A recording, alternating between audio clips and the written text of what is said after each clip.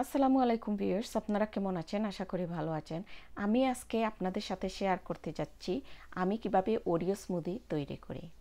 Oreo smoothie তৈরি করতে milk, yogurt, sugar আর Oreo cookies কিংবা ওরিও আইসক্রিম লাগবে। আমি 3 গ্লাস পরিমাণ স্মুদির জন্য মিল্ক নিলাম। আমি এখানে কয়েকটা আইস কিউব আর 2টা কলা দিয়েছি। কলাটা আপনারা চাইলে নাও দিতে পারেন, আমি দিয়েছি আমার বাচ্চারা খাবে বলে।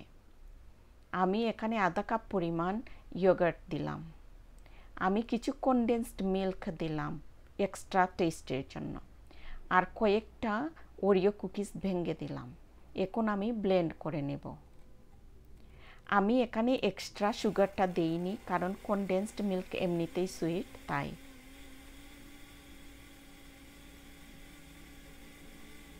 এই তো হয়ে গেল ওরিও স্মুদি।